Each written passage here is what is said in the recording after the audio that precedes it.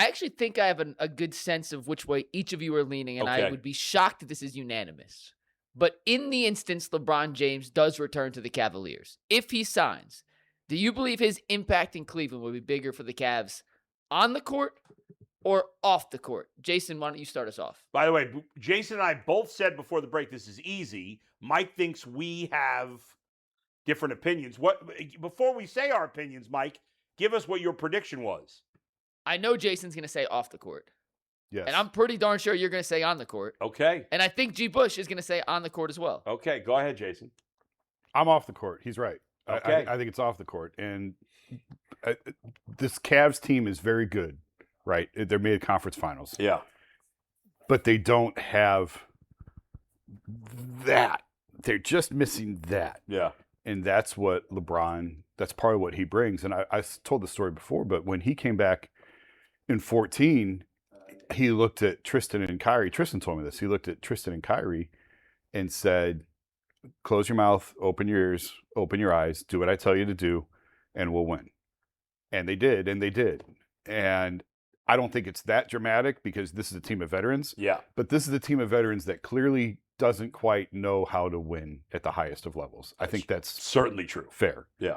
So, and he does. And that's why he went to Miami, to learn from Riley and to learn the sort of the way of how to win, because the Cavs constructed from when he entered the league to 2010, he didn't really have the understanding of how to win at the highest of levels either. That's what Miami was there for. That's what Miami taught him. And that's what he brought back here. And that's what he took to LA. So the on-court player is not the same player that left here. Like, I can't emphasize that enough. He hasn't guarded anyone since 2019. Like, he doesn't play defense anymore. Yeah. And he'll have games where he's going to score 10 points and shoot 8 of 24 and have 6 turnovers. Like, he has those nights now. But he just isn't the franchise pillar that he was 10 years ago. So if you're expecting him to come back and drag this franchise to the finals again, that's not going to happen. That's not who he is anymore. What he provides here and his ability, I mean, we've talked about it. It's legendary about how he'll call out other teams' plays coming out of a timeout, coming out of an ATO. He sees how they're lined up and he knows what they're going to run. It's that sort of stuff. It's the stuff of preparing yourself, of being able to play a 7-game playoff series and understanding what goes into it and understanding just how to kick that door down that these guys haven't figured out. For as good as James Harden is, he's never figured it out. As good as Donovan Mitchell is, he's never figured it out. Kenny Atkinson hasn't figured it out. Yeah. That's what LeBron can provide them. The intangibles of the off-the-court stuff to me, will be far more impactful on this team than what he provides on the court, because on the court, he's not the same player that he was 10 years ago. Gee. So that was a very eloquent, thesis on what you think about LeBron's off the court. Now, trust me, I went back and forth with this. Off the court, Jason's right. I think he encompassed all of those things and why LeBron James is the missing piece off the court. But I'm going to go ahead and bring it down a little bit. I wanted to get into the on the court. McNuggets, let me see what you think about this. There's an opportunity. I watch the greats, right? And when the greats and how they get down is you need to evolve your game. There is 3 or 4 different iterations of your game that you had. And we've had the example to watch LeBron James play all of them. He came into the league as a point guard with extreme athleticism. We've also seen him work on his shooting ability to be able to knock down threes. We've also seen him be a freight train in terms of moving the ball down the floor, and he's an unstoppable force. We've also seen him be a guy that can get 10 assists and well into his 30s, late 30s, and lead the team and lead the league almost in assists. We've also seen him do a lot of things in terms of his basketball IQ and make guys better. I think the iteration that you'll see if he comes back now it's bully LeBron James grown man game. And what I mean by that is you have an opportunity where LeBron still at that size, at that physicality, he can post small guys up. If you want to go small with the Cleveland Cavaliers, I can isolate him on the block. I can run pick and roll. I can run him with James Harden. I can run that with Donovan Mitchell, right? He doesn't need to be supremely athletic. And if you look at it, his game plan, that's why I'm not opposed to keeping Jared Allen. I'm not opposed to keeping Evan Mobley. because I could still surround my guys with shooters if you keep Sam Merrill, and I would like to keep Max Strus. But you got guys, Jason's right, he's not going to play that much defense, but you got guys in help side where you got 2 bigs down there that can rebound, that can block shots, and I think that works out. But for me, his game now on the block, trust me, are you going to, what small forwards are going to be, if you want to go small, what small 6'4", 6'5", 6'6" guys are going to want to deal with LeBron James ISO on the block, right? Who wants to deal with that? And I think that's his next evolutionary state of his game. 15 to 16 feet and creating, still has the passing ability where he can pass to the bigs. And I actually think his game translates a lot better than what people are giving it credit for, because the Cavs do have shooters. They do have 2 bigs. And I do think that they still have a closer in Donovan Mitchell who can still light it up when you need to, get a bucket. I still think you got a ball handler and a guy with high basketball IQ in James Harden who will be diminished and don't have to look for James Harden to get 30 points. I think the fit makes a lot more sense than people get it credit for. So, Mike, you were wrong about my opinion. What do you think? It's off the court? You went 2 for, he got 2 out of 3. You got 2 out of 3. But what I am going to take back is I don't think I originally said it was easy. I actually don't think it's easy. The more I thought about it, I think you both made great points. I do think it's the off the court, but I actually think it's closer than I initially thought. I don't think it's a great on-court fit at all. I don't think the pieces, and I keep saying, I'll let you go. I keep saying it'll work because they're motivated to make it work, so they'll figure it out. But if you look at their games and everything, I don't think it's a great fit at all. He'll still be very impactful as a player on the court. Yes. And so, yes, that's the fit is part of the reason why ultimately I think he's on the court. He's still excellent, right? Borderline all-star. But off the court with his leadership abilities, his basketball IQ, he's still the best in the game. Yes. The best in the game at those things. He just doesn't have physically able to do everything he was able to do in the past. And again, that's no knock in any way, because the fact that he's still as good a basketball player as he is, just a few months away from his 42nd birthday, is ridiculous. It's unheard of. Yep. It's never been done in the history of the NBA. And go back and watch the first clip that we did from the first hour on how he's brought the entire league to a halt at this age. Right.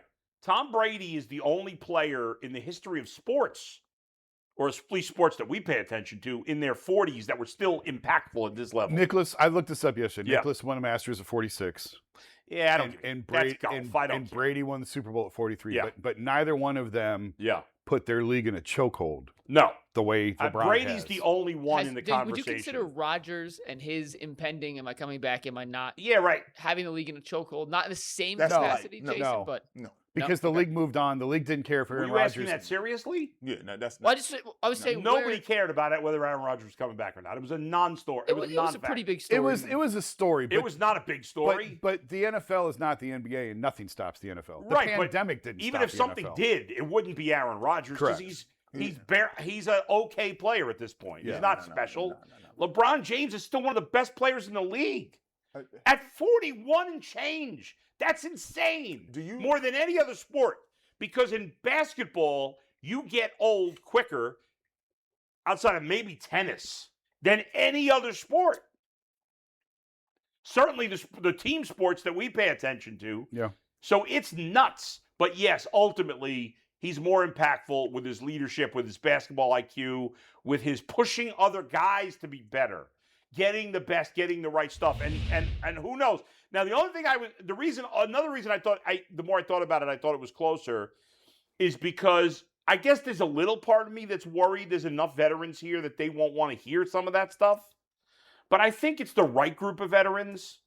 Yeah. Especially Donovan, that they just want to win. Yeah, especially Jared, Evan Mobley. I don't know about Harden, but I don't. The rest of the guys, I will say this. The reason I like the basketball fit, I like it because you got 2 of the best passers of all time. You got 2 guys, James Harden and LeBron James, that have the eye. Think about this. You got a guy that could get you a pocket pass at the top of the key like James Harden. But think about it. If you get the ball in the middle of the floor with LeBron James, think about the passing ability that he has. Think about that, McNuggets. You got him at the nail, and he's making a decision whether I want to pass the ball to Evan Mobley, whether I want to pass the ball to Jared Allen, whether I want to make the skip pass across court to Sam Merrill in the corner. You got guys that obviously have the ability to think about the game in a different way. And I think if LeBron wants a challenge, he could, I've always said this, he could extend his career three more years easy just by changing the way his game is. LeBron don't even have to move. He don't need to be at the three-point line. Hey, listen, his physical imposing nature and his passing game is not going to diminish. Now, the skill set as far as running around, athleticism, covering guys, multiple switches, that's not his game anymore. However, that's what you got guys like Evan Mobley for. Yeah. And you could tell think about Evan Mobley as McNuggets, we talked about it. Think about him as the roamer. And you got guys where you're a roaming individual where you can go to and fro and he can just switch on and do certain things like that. I like the basketball fit. I do. Would it take some time? Sure. Will Kenny Atkins have to figure it out? Sure. And I think the bottleneck will be, if there is a thing, I do think it's James Harden and the way he plays the game. Because he's used to having the rock, dribble. We've seen it in the playoffs. How does that work with LeBron James, McNuggets? 60% of their starting lineup can't guard a dead body 5 nights a week. That's a problem. Hey, in February, That's a problem. In February, who cares? In I March, agree with that. That's true. Who cares? I said this on Twitter yesterday, and I just will die on this hill when it comes to fit in basketball. Even though I agree with Jason, it's a wonky fit because the three guys all want to have the ball. They have no point of attack defense at all. There's not one iota of it in that starting lineup if it's the two bigs and the three wings with Donovan, James, and LeBron. I trust really smart basketball players to figure it out. And LeBron is the smartest, highest IQ basketball player I've ever seen in my entire career. James Harden has his flaws, but his basketball IQ, we've talked about it, is through the roof. And Donovan, even though he's not the greatest playmaker and doesn't see the court great in certain situations, he has shown over the course of his career the ability to adapt and adjust to how he's being guarded consistently enough to make me believe there's no reason he wouldn't be able to figure out how to fit in alongside those two when he may get the fewest amount of touches he's had as a primary scoring option in his career. I think on paper, the fit's a little wonky, but I trust high IQ, talented players who all, to Jason's point originally, have something at stake here and need to make it work to be able to accomplish the goal. Mm-hmm. I just trust that more than throwing guys together and saying, hey, 22, 23-year-olds, go figure it out.